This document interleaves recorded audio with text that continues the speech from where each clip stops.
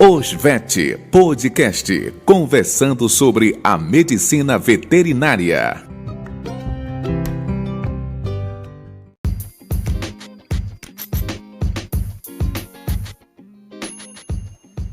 Olá, ouvintes, sejam todos bem-vindos ao primeiro episódio do OSVET Podcast. Hoje nós estamos aqui com o convidado, Gustavo Sadi Carvalho. Ele é médico veterinário. E hoje nós vamos falar sobre o uso da cannabis medicinal na medicina veterinária e alguns potenciais terapêuticos que o estudo, já vem elucidando esse tema para a gente. Eu vou passar aqui a palavra para ele apresentar um pouco para a gente. Olá, Gustavo, seja bem-vindo. Olá, tudo bem? Muito obrigado pelo convite, Flavi. É extremamente importante que a gente comece a debater esse tema, né? Então, parabéns aí pela conduta e fico muito agradecido pelo convite. Espero que todos curtam esse podcast, todos os ouvintes aí, e qualquer dúvida vocês podem estar perguntando ou para mim ou para a Flavi. Vou deixar minhas redes sociais no final, tá bom? O Gustavo, ele é médico veterinário integrativo. Ele é formado pela UNITA, em Sobral, aqui no Ceará, sou do Ceará. E ele tem pós-graduação em cannabis medicinal na Unileia. Você já concluiu, Gustavo? Concluí e iniciei outra. Estou fazendo uma de fitoterapia agora. O Gustavo, ele também trabalha com dermatologia funcional, laser terapia, fitoterapia, cannabis medicinal, longevidade e redução de danos. Tem alguns temas até que, se eu conseguir uma vaga na agenda, ele vai voltar. Mas de início, assim, queria que a gente falasse um pouquinho sobre a história, né?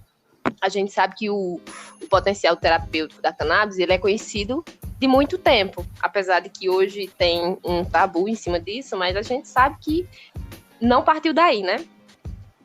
Então, para a gente começar a falar dessa planta maravilhosa, a gente tem que entrar um pouco no contexto histórico, né? Tivemos anos e anos de apagão de todas as informações necessárias que hoje nós temos acesso, né? Então, durante mais de 20 anos aí, a gente ficou sem conseguir realizar nenhum estudo, nada era proibido, só era falado mal, né? Então, hoje a gente está conseguindo ter informações extremamente necessárias. Então, partindo um pouco do contexto histórico, né, uma planta milenar, utilizada aí relatos desde 10 mil anos antes de Cristo, já foram relatados, né, principalmente na base da farmacopeia chinesa, né? Então, ali foi datado pelo imperador Shenneng, né, as primeiras utilizações da planta, e de lá para cá ela esteve na farmacopeia de diversos lugares, inclusive do Brasil. Até antes da proibição, nós tínhamos em prateleiras remédios à base de cannabis, né? Tínhamos os famosos cigaritos índios, né, que eram cigarros mesmo, que eram prescritos para pigarros, gripes fortes e também dores de cabeça.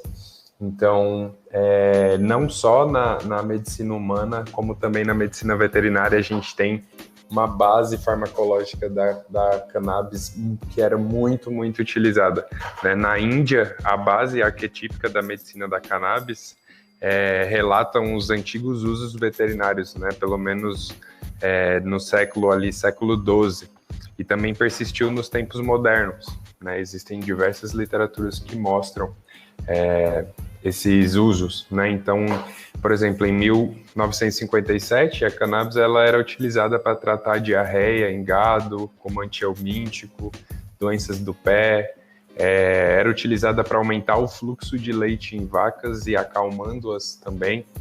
E também foi administrado como tônico para os touros e para aliviar a fadiga e transmitir resistência também. Teve um médico muito importante, né, nessa época, que é o William Brooke O'Shaughnessy, que é um médico irlandês que ele fez a primeira pesquisa da utilização da cannabis em animais. Ele utilizou um haxixe marroquino e ele aplicou em inúmeros animais em zoológico, né? Então, ele começou a experimentar esse efeito, né, em cães e outras criaturas para diferenciar as suas reações. E os resultados, eles afirmaram tanto sedativo quanto efeito de estimulação do apetite, juntamente com a ataxia estática em doses mais altas, né? Que é aquele efeito como se fosse o psicoativo do recreativo humano, né, pelo uso do THC, só que de uma forma bem mais pesada.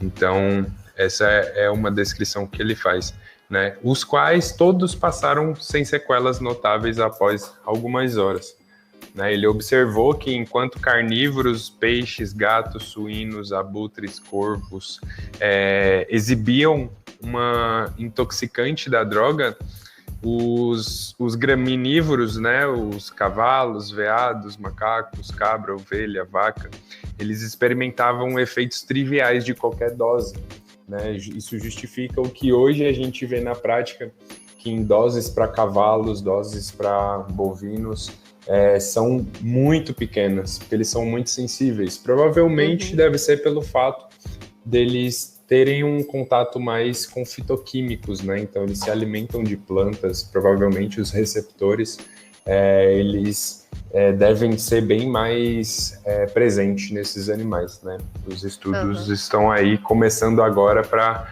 trazer essas informações para a gente. Pois é. E assim, ele também teve adições, aplicações terapêuticas da cannabis na medicina humana, né, tratando condições que variavam de reumatismo a tétano, convulsões de cólera, doenças como a raiva também, casos de tétanos em cavalos, onde foram relatados 5 animais com tratamento eficaz, e esse tratamento ele expandiu muito mais para a América do Norte e outros lugares, né? Então, a lista da utilização da cannabis na terapêutica veterinária, ela ampliou muito com o tempo, né? Tem alguns relatos que faziam tratamento contra asma também, convulsões, que a gente vê bastante hoje, tosse, cistite, tétano, tratamento de cancros na orelha de cães e como laxante também para gado, né? E também foi sugerido na Itália que o uso de óleo de cannabis para o tratamento de cólicas e dores no trato urinário. E na África do Sul, a cannabis era muito utilizada para inflamação intestinal e tosse equina. Então a gente vê que no contexto histórico, a gente tem muita utilização na prática, né? Até sedação em cavalos foi utilizada em uma referência de 1900. Que foi observado efeitos de analgesia, antispamódico e hipnótico, né? E em Harvard também, na escola de veterinária, casos de tétano na prática foram elucidados também, né? Então o uso na veterinária ele persistiu até o momento da sua proibição em 1937, que interrompeu todo o fornecimento da matéria-prima. Porém, na Europa ainda teve um prolongamento com grandes resultados aí em diversos tratamentos, como o Volvo e Interist também, numa referência de 1939. Pois é, a gente teve esse retardo aí, né, pela proibição, que, assim, dificultou de todas as formas a probabilidade de se desenvolver estudos sobre as potencialidades, né, que a gente sabe. E aí, a gente vê hoje, né, que apesar de que não tem uma liberação e tudo mais, mas que já tem uma grande evolução, porque a ideia do uso recreativo apenas, né, ela fica de lado quando a gente identifica e consegue perceber que há outras possibilidades, né?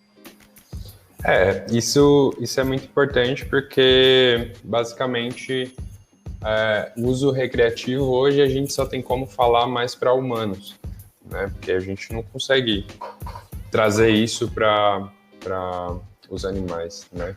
E assim, o uso recreativo ele foi importante para abrir as portas para muita coisa, porque foi num uso recreativo que uma pessoa começou a parar de sentir dor, começou a parar de sentir dor de cabeça. E trouxe nessa discussão. E trouxe essa discussão novamente, né? Até ali a descoberta do sistema endocannabinoide também, e pelo Michelin, né? E foi assim um boom extremamente gigantesco, mas que foi um boom que só foi gigantesco para essas pessoas, né, e para pesquisadores próximos.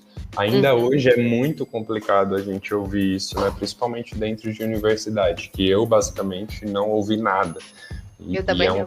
E é um sistema extremamente importante, né? Pois é. Aproveitando para entrar aí, né, no sistema endocannabinoide.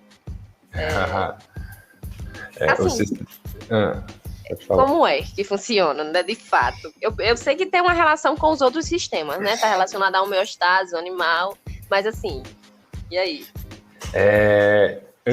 Antes mesmo de abordar as plantas, né, do gênero cannabis, a gente é necessário demais a gente falar sobre esse sistema fisiológico, né, no qual as moléculas dessa planta atuam, que é chamado sistema endocannabinoide,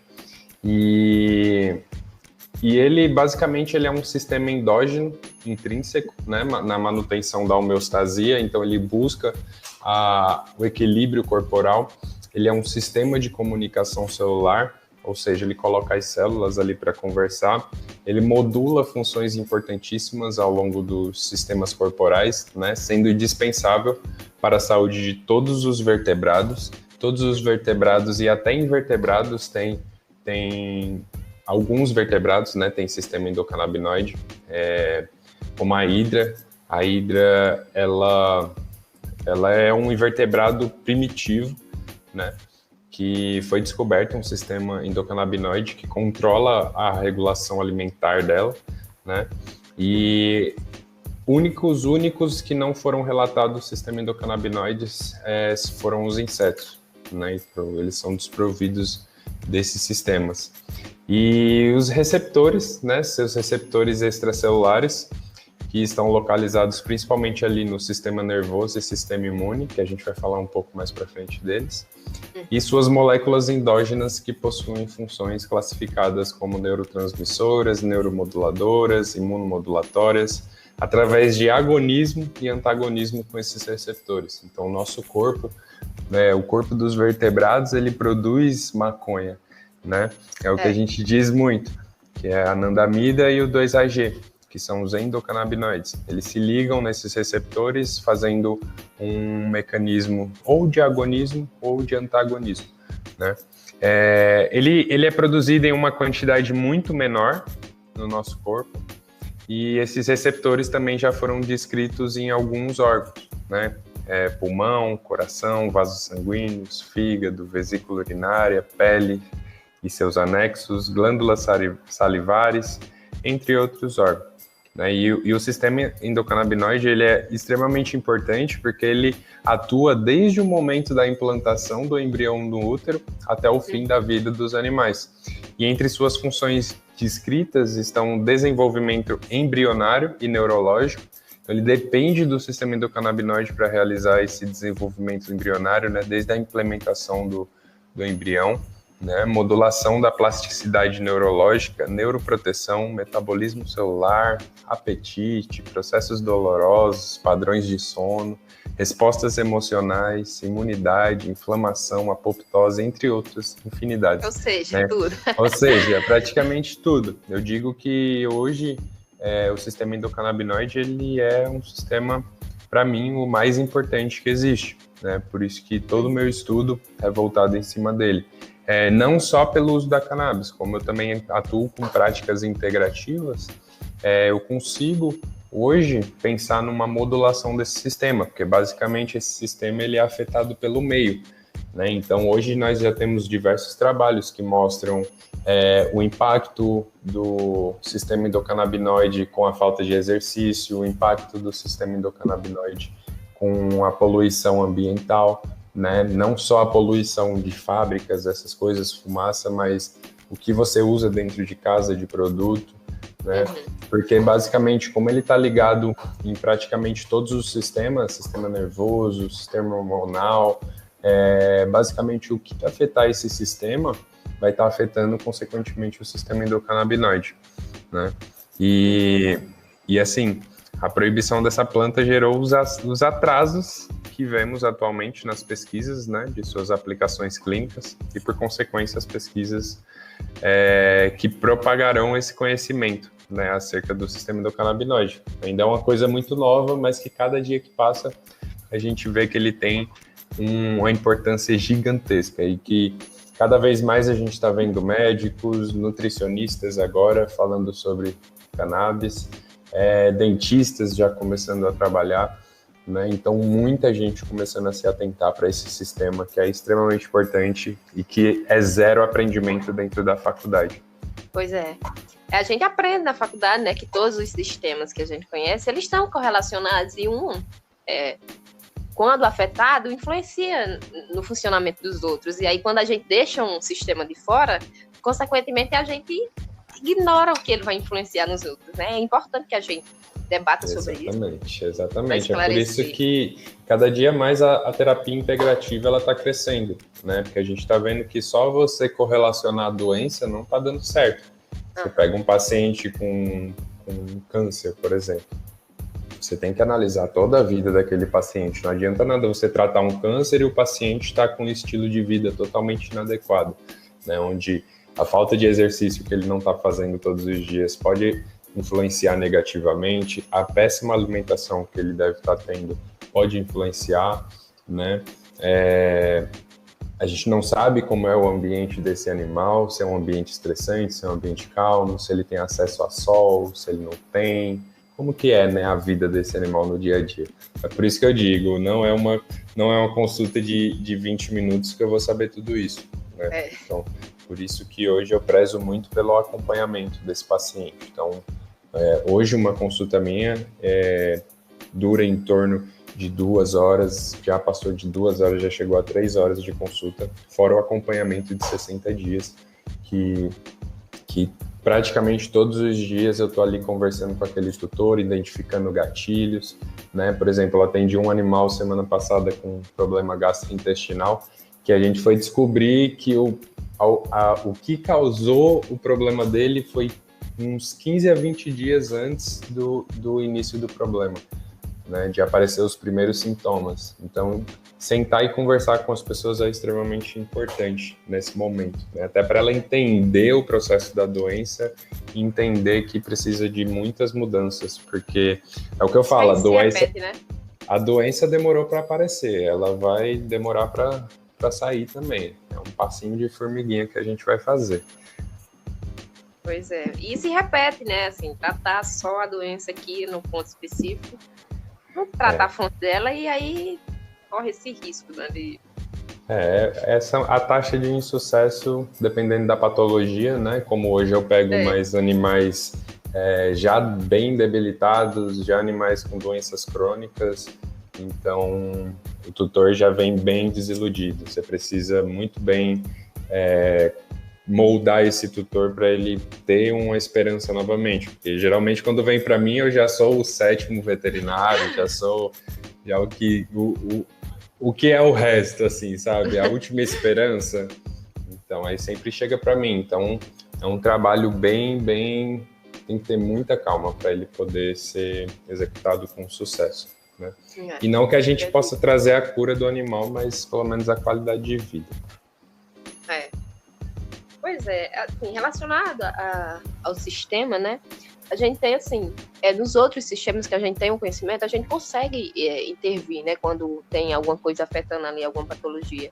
Conhecer, né, esse sistema de forma geral, os receptores, onde eles estão, de que forma as substâncias, né, no canabinoides atuam, você consegue, né, fazer o que você faz e interferir ali, modular uma questão, uma patologia. Sim. É extremamente importante o conhecimento das doenças e do sistema endocannabinoide, porque, por exemplo, nós temos 2 receptores, né, o CB1 e o CB2. O CB1 em cães, em cães não, nos vertebrados em gerais, ele tem uma função mais neuromodulatória, né? Então ele vai ser encontrado mais ali no sistema nervoso central. Em cães já foram relatados em que foi encontrado em córtex cerebral, cerebelar, medula oblonga, mesencéfalo, globo pálido, giro denteado do hipocampo, substância negra e substância cinzenta da medula espinhal. Né? Nos astrócitos de todas as regiões examinadas possuíam receptores CB1, em alguns estudos mostraram, e no sistema nervoso periférico, neurônios e células satélites, nas células de Schwann e na raiz do gânglio dorsal. E o CB2 ele tem uma função mais imunomodulatória, né? Então ele vai ter uma expressão muito maior ali em macrófagos, linfócitos T, linfócitos B, células natural killer e monócitos. E o CB1 ele já foi descrito, encontrado no coração, vaso sanguíneo, fígado, pulmão, trato gastrointestinal, tecido adiposo, espermatozoide, pele e anexo. Já o CB2 ele foi encontrado mais no pulmão, pele, trato gastrointestinal também, vesícula urinária, células de suporte do sistema nervoso, como micróglia, e em pequenos números nos neurônios. Então, basicamente, os receptores, eles têm praticamente em todas as localizações, mas em quantidades diferentes, né? Uhum. E assim, existe particularidades, né? Por mais que a gente veja sendo tratado de uma maneira bem generalizada em relação ao humano, a gente vê tratando um câncer no humano, a gente vê tratando um câncer no animal, né? E assim, é bom a gente entender também, por mais que seja um sistema fisiológico geral para todos os vertebrados, existem ainda particularidades, a gente ainda não sabe a fundo como esse sistema ele se comporta em todos os animais. A gente tem muito trabalho, mas de modelo de animal de laboratório. Então, cada vez mais a gente está buscando estudar, né, para poder entender esse processo, porque, por exemplo, nos cães, com a pesquisa daquele médico irlandês que eu falei no contexto histórico, que fala sobre a taxia estática, isso é extremamente importante, por quê? Porque nos humanos, a terapia com THC, ela é bem segura. A gente vê que o tratamento é bem tolerável para diversos pacientes. Por quê? Porque no centro vegetativo, que coordena batimentos cardíacos, respiratório, a densidade de receptores CB1 nessa área, nos humanos, ela é muito pouca, quase nada, né? Então, por isso que se torna uma terapia altamente segura. Já nos cães, a gente tem uma densidade de receptores muito maior nessa área.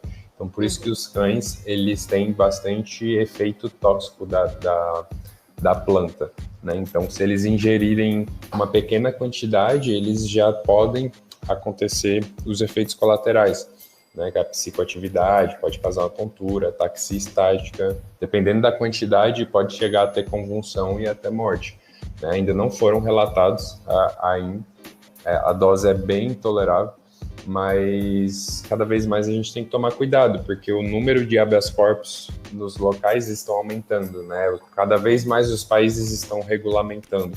Então as pessoas precisam estar atentas a isso para que o animal não tenha acesso a uma planta tão rica em THC, né? Porque isso pode causar muito problema.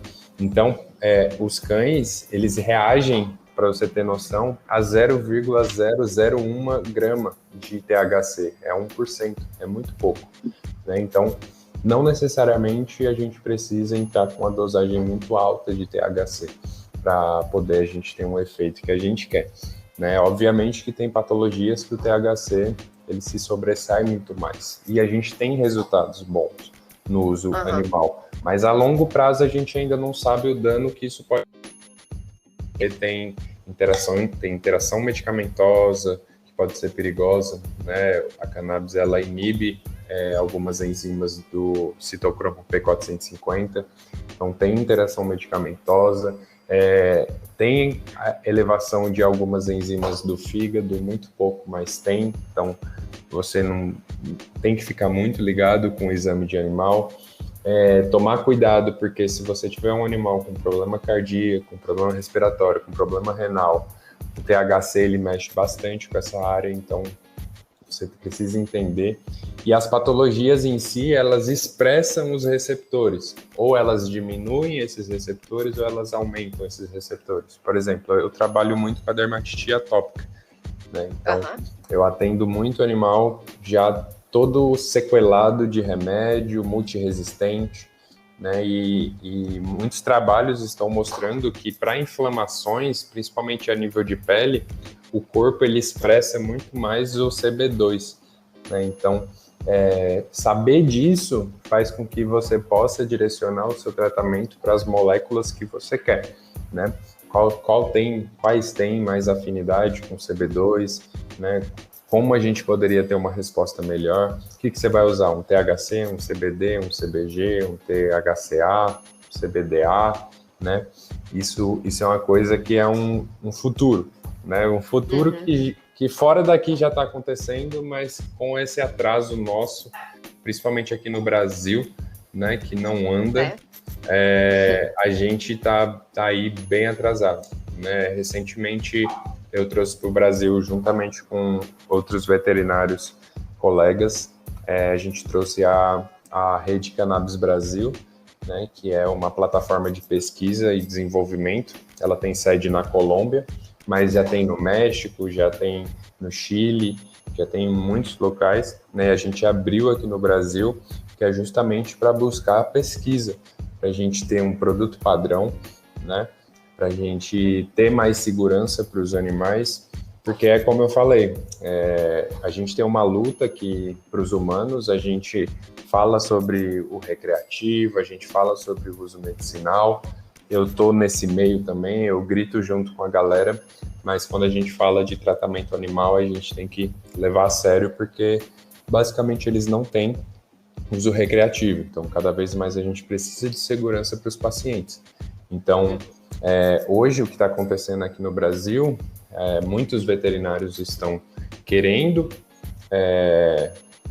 fazer uso no seu dia a dia, nos animais, mas muitos ainda não têm informações para estar colocando em prática. Eu vejo muita dúvida de gente, principalmente que fez cursos e tal, né? Faz o curso e já quer sair para trabalhar com isso, e aqui no Brasil ainda está bem complicado, porque basicamente a gente ainda está se comparando muito com o uso humano. Então, as associações que a gente tem no Brasil, elas fornecem óleos para humanos, e praticamente todas as associações, fora a Abras, de João Pessoa, que tem regularização do cultivo, todas as outras associações, elas trabalham de forma irregular.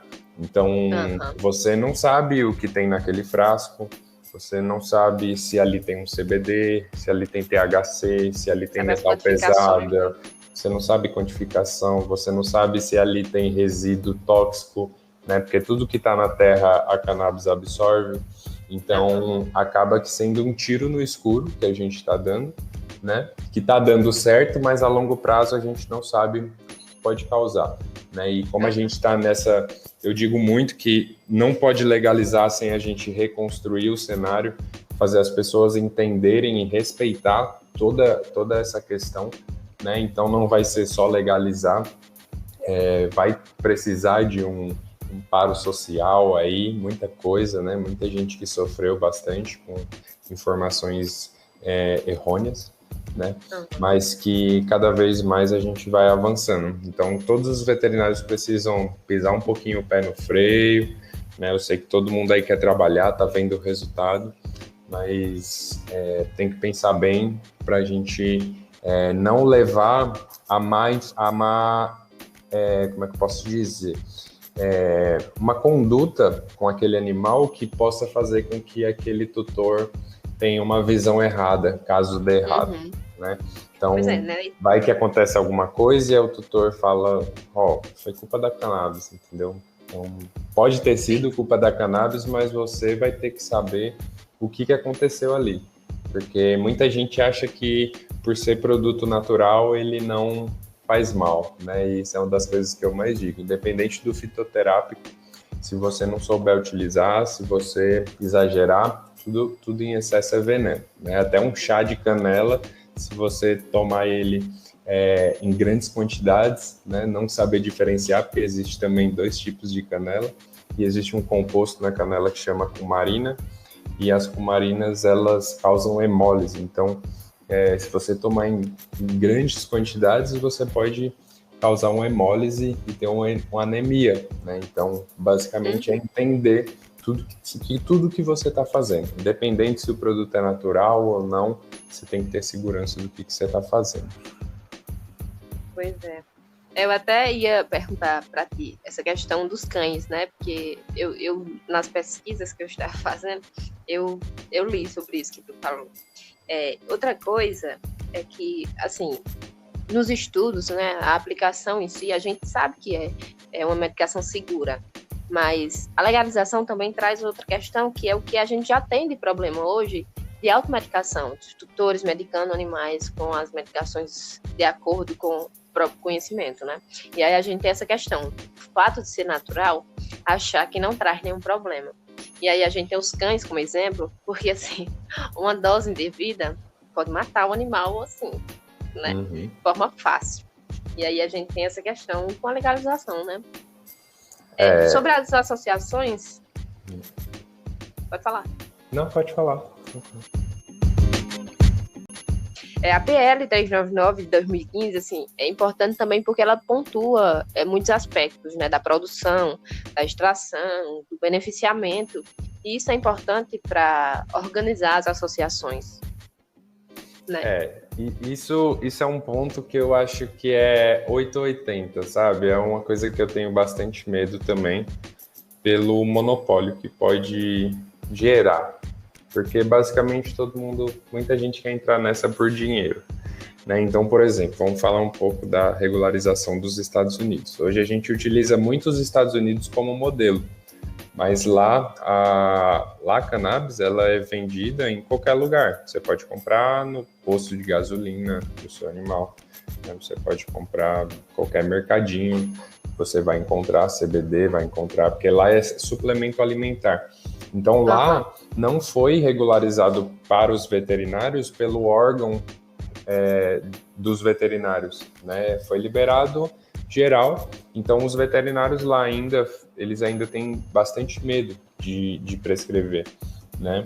Até porque são inúmeros produtos no mercado e que você não sabe. Por exemplo, um dos meninos do meu grupo, que é o João, ele fez estágio lá nos Estados Unidos e ele falou muito sobre isso, né? Que as pessoas têm bastante medo. E ele estagiou numa empresa lá um tempinho que ela testou os produtos que tinha no mercado e que muitos que estavam ali não tinha o que estava no rótulo, né? Então, isso mostra a importância da gente trazer isso, não deixar acontecer no Brasil, porque basicamente isso pode gerar também muito mais dificuldade para a gente ter acesso, né? Ou muita facilidade para baldear logo tudo, né?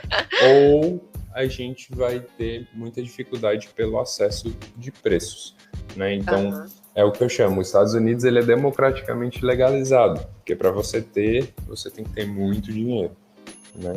Então, eu espero que isso não aconteça aqui no Brasil, que isso aconteça de uma forma bem mais positiva, né? E vamos estar aí acompanhando, né? A gente tem nossa PL agora também, que é a 369, né? Que dispõe a aplicação de cannabis e seus derivados na medicina veterinária. E que estamos aí num limbo jurídico. Inclusive, alguns colegas já estão recebendo atuação do Conselho Federal, né? E isso gera um certo medo, né? Porque basicamente eles não sei se eles estão procurando entender, né? Porque ele chega para te notificar, ele não chega para te procurar entender mais sobre o trabalho e como pode ajudar para a gente poder regulamentar, né? Porque basicamente a gente só não regulamentou porque ninguém deu uma posição, nem o MAPA, que é nosso órgão de fiscalização, né? E nem o CFMV. E então, por exemplo, hoje, se você quiser saber essa questão, você tem que ir para a Anvisa, né? Só que aí você chega na Anvisa, a Anvisa joga para o mapa, aí você chega no mapa, o mapa joga para a Anvisa. Então a gente está num processo que a gente não sabe, né? Então eu ainda tenho muito medo de prescrever, né? Tanto pelos produtos não padrões aqui, mas que com a rede, né, que a gente trouxe, o intuito mesmo é tentar botar essas pessoas que querem entrar aqui no mercado, que já tem uma medicação padrão, né? Na Colômbia, eles já têm CBD injetável, eles já trabalham com via inalatória para cães, né, com cannabis. Então, aqui a gente só tem uso oral e tópico, né? Então, a gente precisa se atentar bastante para isso, porque a gente quer só qualidade de vida e bem-estar para os nossos pacientes, né? Então, a partir do momento que a gente tem isso, a gente consegue dar mais suporte para esse animal, né? Dar uma esperança para ele. Porque, basicamente, quem procura cannabis é porque já passou por diversas situações. É animal que convulsiona, tudo, né? E, basicamente, o animal já chega todo bagunçado para você, né? Onde a cannabis poderia ser a primeira opção, né? Não para um processo agudo, porque ela não age tanto em processos agudos, mas em crônicos. Mas, por exemplo, uma epilepsia, você vai esperar o animal triplicar a dose do fenobarbital e continuar convulsionando para você poder entrar, né? Depois que o fígado já está com estresse oxidativo, o corpo em si, né, todo danificado, aí você vai buscar um benefício com a cannabis. Lembrar também que esse tempo gera danos, né? E que todos os danos, muitas vezes, eles são irreversíveis. Então, quanto antes você buscar, quanto antes você ter informação, melhor. Né? Pois é importante, assim, trazer, né, para o Brasil esse de grupo que envolve, né, a pesquisa, porque, assim, esses casos de recorrer em último caso, essa situação, né, de recorrer em último caso, também é do medo, né, de recorrer antes, porque ainda não se tem, até os órgãos, né, de fiscalização, eu acho que eles demoram também e não ficam jogando um para o outro, porque eu acho que para eles também é bem cauteloso essa questão de aprovar, sim, porque cai para cima, né, depois. Mas aí a gente só vai conseguir ter pesquisa se tiver regularizado. Justamente. Né? Na época que eles estavam discutindo a PL 399, eles falando, né, que não tinham condições, porque era pouco estudo, que não dava subsídio para aprovar, não sei o quê. Só que, assim, era justamente para isso que tinha que ser aprovado, porque a gente precisa, né, do acesso para fazer pesquisa, não tem como desenvolver se não tiver acesso. Exatamente. E aí vai esperar acontecer coisas erradas para poder ou falar mal, né, ou dar o passo para frente que a gente quer. Né? Pois então, é por isso que eu falo que é 880, ou vai ser bom ou vai ser muito ruim. Coisa do Brasil. Aí hoje tu é prescritor. Como é que os pacientes recorrem para ter acesso? Então, As associações?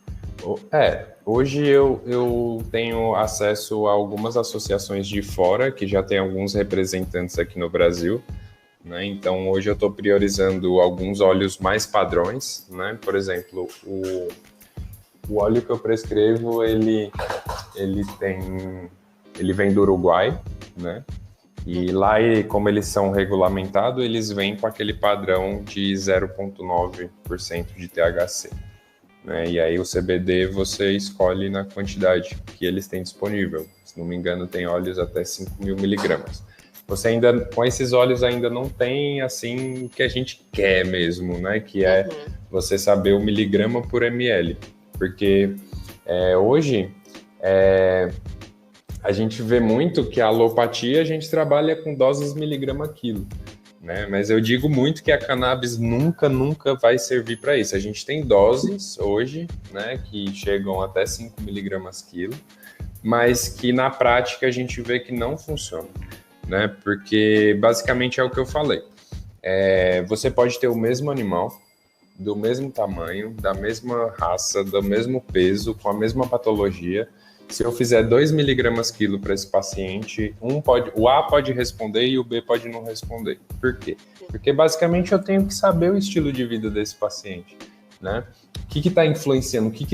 Quais são as coisas que estão influenciando nesse sistema dele? Será que ele está entrando muito em contato com produtos químicos? Será que ele está praticando exercícios diários? Né? Tem trabalhos atuais, que inclusive saiu de 2021, que fala sobre a modulação da dor do sistema endocannabinoide, pelo sistema endocannabinoide, através de exercícios de natações intenso em ratos, né?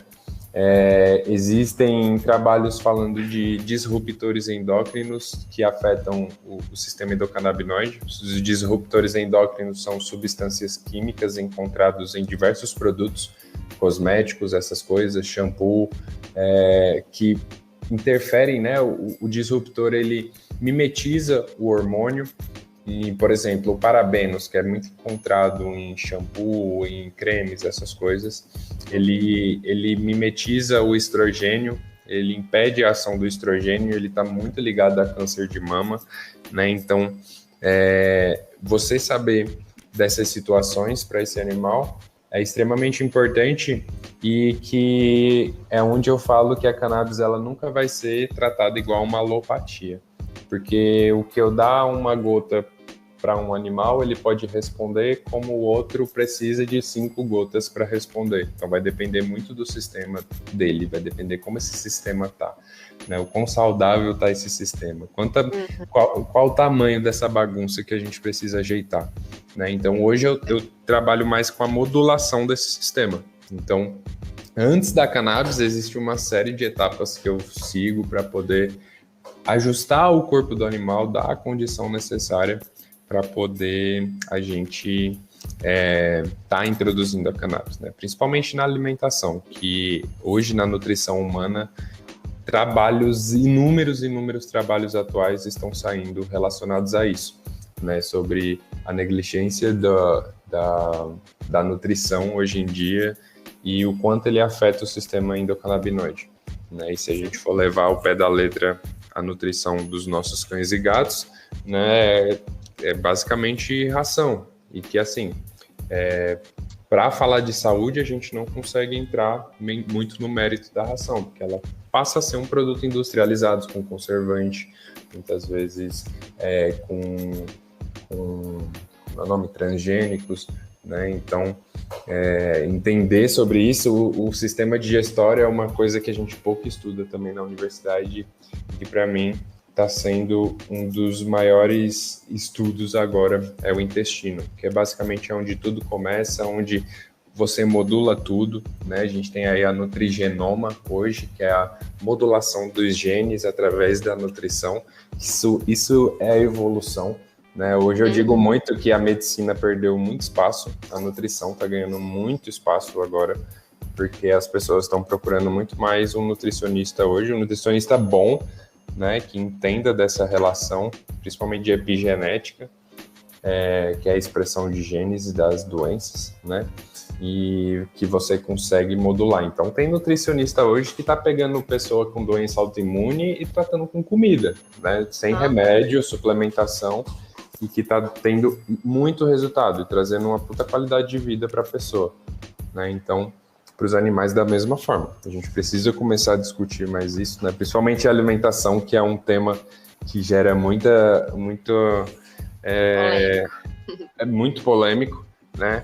E que basicamente a gente está vendo que tem muito resultado bom, né? Só com uma simples mudança alimentar. É aquela história, né? Prevenir é melhor do que remediar. Muitas vezes isso entra bem antes da doença, né?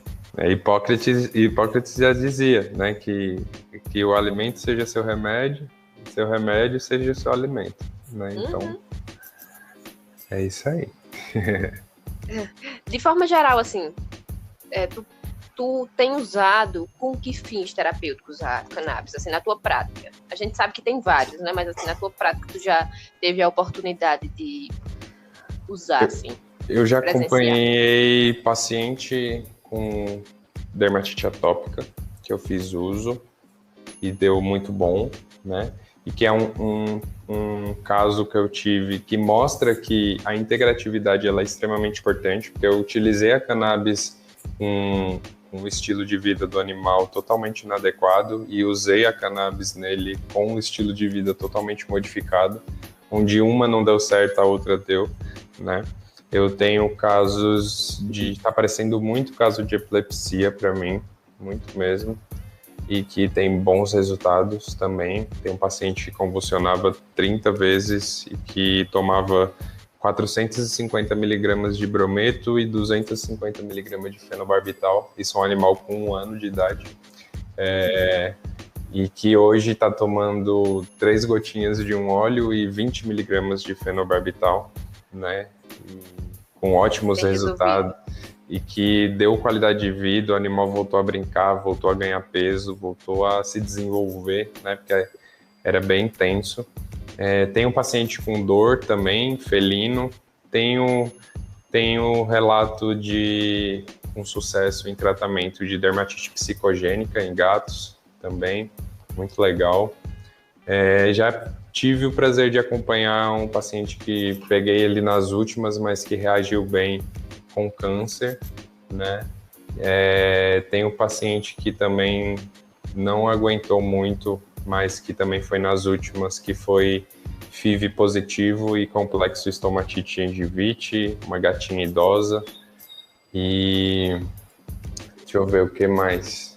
A gente tem bastante caso, né? Mas basicamente as inflamações em gerais, as dores, epilepsia, câncer, ansiedade, né, em gato, e estresse, no caso, também, né? Foi por mudança social e ambiental, esse gato foi um caso muito legal. E basicamente isso, o dermatológico eu uso tanto via oral como tópico também, é muito legal. Já tive caso de só uso de pomada em dermatite úmida de Golden, que não usei nenhum anti-inflamatório, nenhum antibiótico, ferida altamente contaminada, e usei uma pomada de extrato e que com 7 dias fechou, né? Ficou tudo tranquilo.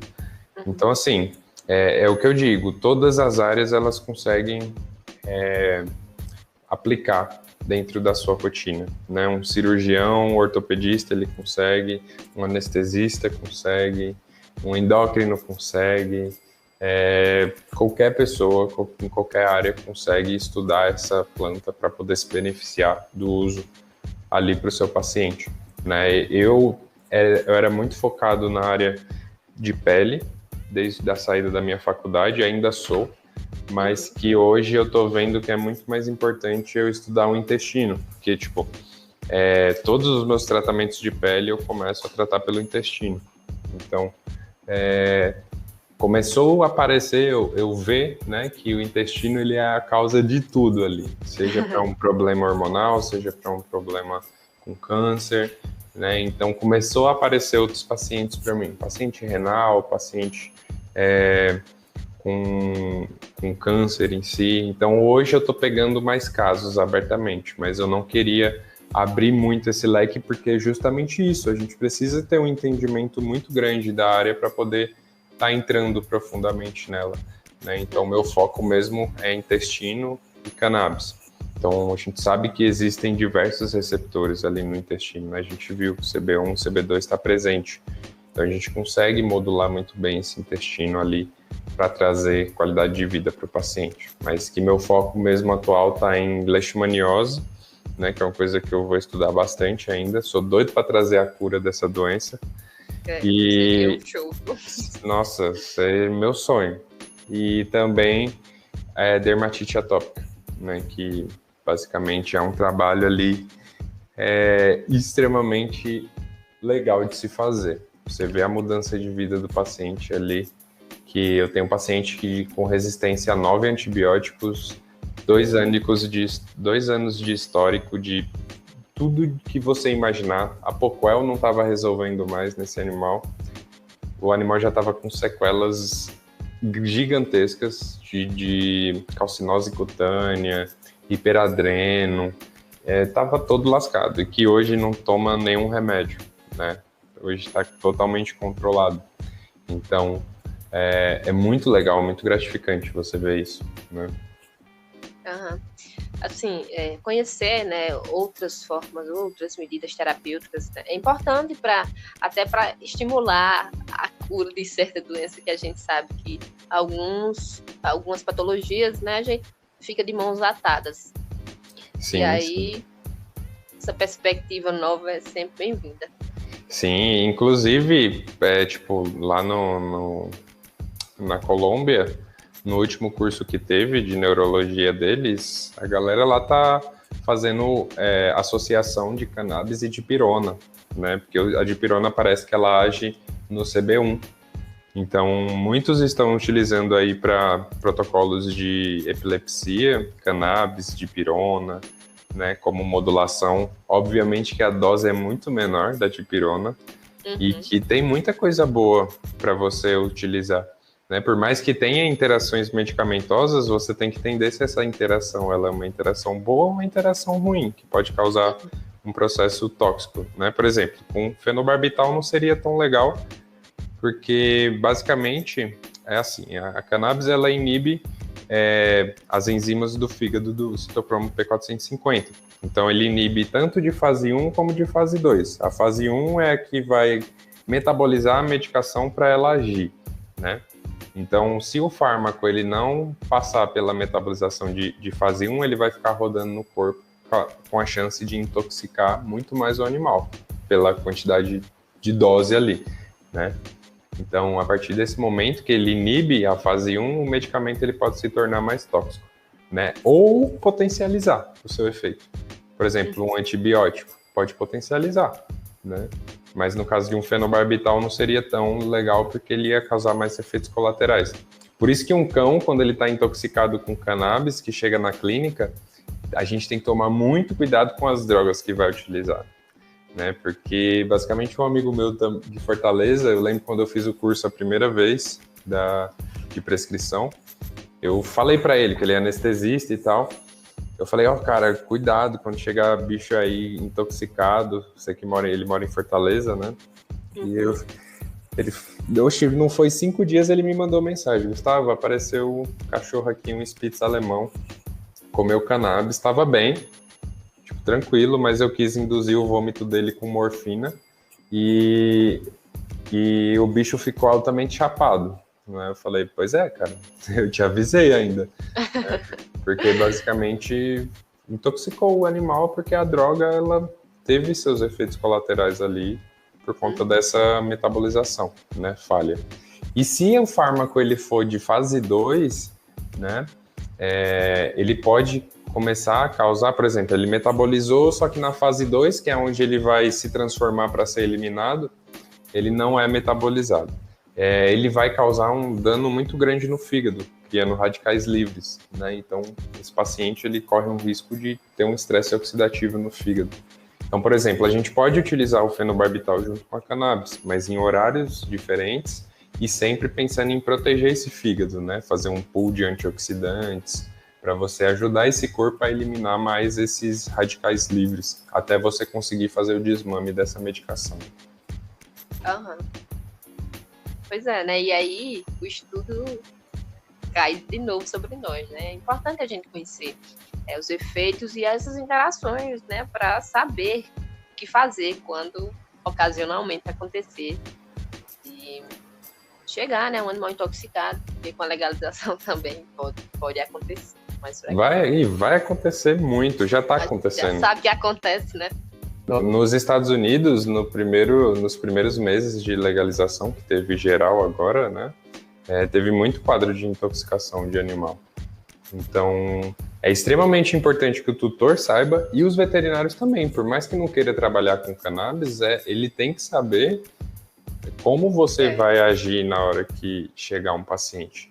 Né? Porque se ele fizer uma coisa sem ele saber, por exemplo, aplicou uma droga, o bicho chapou mais e não ajustou. Vamos supor que esse animal chegue a óbito, né?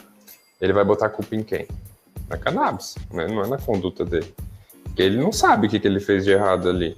né? Então, basicamente, é uma forma também da gente começar a fazer isso da maneira correta, né? Para todo mundo saber que a terapia é segura, mas tem que tomar alguns certos cuidados e ter respeito, né? Como a gente tem pela abordagem de outras pessoas, também respeitar a nossa. Que é muita piadinha que ocorre, viu? Eu acredito. Gustavo, para encerrar, eu queria saber, assim, como iniciou essa tua relação com o uso da cannabis, né? Eu já vi alguma coisa, mas eu queria que você falasse um pouco sobre isso. Então, eu já conhecia um pouco, né? Isso eu não escondo, eu faço uso recreativo desde quando eu passei na faculdade, então uns 18 anos, mas o meu uso não foi por incentivo nem nada. Eu ganhei uma revista científica, era da Super Interessante, no tempo, e eu comecei a ler, e eu achei interessante aquilo, né? E aí comecei a fazer uso para mim. Durante a graduação eu nunca não me interessei tanto, até porque eu nem lembrava, e os professores também nada de incentivo, né? E eu já era meio que referência de drogas na sala pelo fato de eu ter bastante tatuagem, né? Deixando bem claro que, ó, eu nem bebo, eu só fumo, né?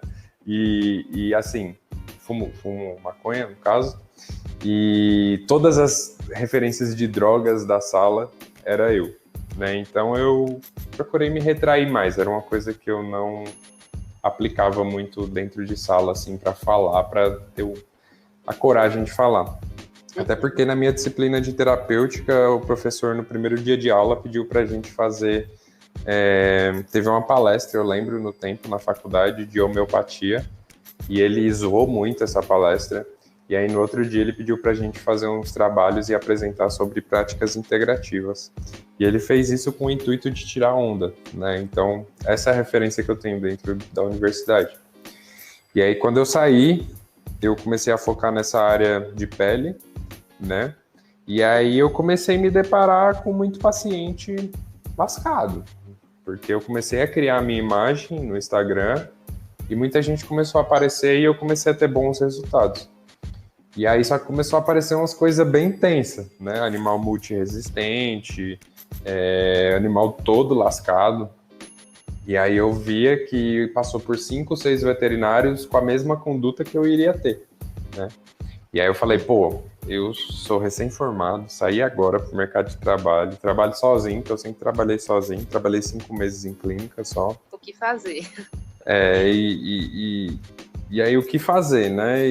E aí eu comecei a pesquisar, e eu lembro que uma pessoa me mandou um Instagram do veterinário do Dr. Fábio, que é o Pet Cannabis, que foi onde eu fiz o curso, que ele trabalhava com cannabis assim, e eu tipo, porra, que legal, velho, quero saber mais sobre isso. E ele abriu um curso. E aí foi em fevereiro, se não me engano, janeiro, fevereiro do ano passado, antes da pandemia, que eu fiz esse curso, abri minha mente assim para uma coisa incrível, né? Falei, meu Deus, quanta coisa que eu não sei. E aí eu busquei estudar mais. E aí durante esse ano de 2020, que entrou a pandemia, eu comecei a participar de vários webinários da medicina humana para entender mais, para saber como que era. E aí eu entrei numa pós-graduação, que foi a primeira do Brasil, né, na área humana também. E aí eu fiz essa pós, que profissionais de saúde podem fazer, né? E aí eu comecei a acompanhar alguns veterinários de fora. E aí foi onde, em novembro, eu participei da VetCan, que é o segundo Congresso Internacional de Cannabis Medicinal, na medicina veterinária, que foi onde eu conheci a Rede Cannabis. E, assim, a galera lá tá anos-luz na nossa frente, e aí foi onde eu parei e disse, meu Deus, eu preciso estudar muito mais. E alertar todo mundo aqui no Brasil, porque a galera aqui tá estudando de uma forma meio errada, né? Que na prática a gente está vendo que dá certo, mas a gente tem que tomar alguns cuidados. E aí foi onde eu comecei a difundir todo esse processo. Mas na prática eu via que ainda não estava funcionando da maneira que eu queria. E aí foi onde eu comecei a buscar essas outras práticas, né? Então hoje eu trabalho com alimentação natural, que é um dos meus pontos principais de abordagem, né? Trabalho com redução de danos ambientais, que é onde eu faço análise de produtos que o animal está utilizando, seja para pele, cosmético, shampoo, produto de limpeza utilizado na casa, eu faço todo o manejo desses produtos. E também longevidade, que eu trabalho, que é basicamente envolver isso, né? O estilo de vida do animal, é mudar esse estilo de vida, tanto do tutor como do animal, né? Porque para mudar o estilo de vida do animal, o tutor vai ter que mudar o dele também. Então é muito legal e gratificante, porque as pessoas começam a ver os resultados e começam a buscar melhorias para a saúde dela também. Então uma coisa que eu escuto bastante nas minhas consultas é que eu incentivei o animal dele a ficar bem, e ele também, né, o tutor, a se movimentar, a se alimentar melhor, a fazer um exercício, né, a ter um bom descanso, a ter menos estresse. Então, basicamente isso é extremamente legal, quando você cria um vínculo ali com aquele tutor, né? Então, hoje a cannabis, ela entra no meu processo, eu falo muito dela, mas eu uso pouco ela. Porque basicamente hoje eu consigo modular o sistema sem a utilização da cannabis, né? A gente tem alguns trabalhos que mostram, por exemplo, a piperina, que é o composto da pimenta, ele modula o sistema endocannabinoide. Então é uma coisa que eu tenho fácil acesso na farmácia de manipulação, é baratíssimo, né? Ômega 3 faz modulação de sistema endocannabinoide. Os óleos em gerais, né? A cannabis ela é lipossolúvel, então ela é carreada por gordura. Então, fazer uma dieta rica em gordura, você consegue modular melhor um sistema, né? Então, hoje a cannabis, ela tá na minha rotina, mas que eu ainda uso nem tanto ela na prática, né? Eu sempre procuro essas outras integratividades, que é o que dá muito mais resultados a longo prazo. Que é também para estimular o tutor a largar todas as medicações, até a cannabis, né? Então, não precisar ficar utilizando...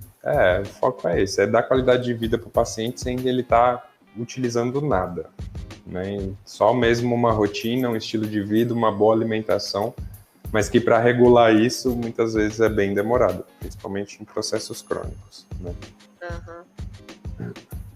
Pronto, Gustavo, pois é isso. Eu gostaria de lhe agradecer e queria que você divulgasse aqui suas redes sociais para a galera acompanhar. E eu sei que você traz muitas informações nas suas redes, né? Para a galera tomar conhecimento sobre muita coisa.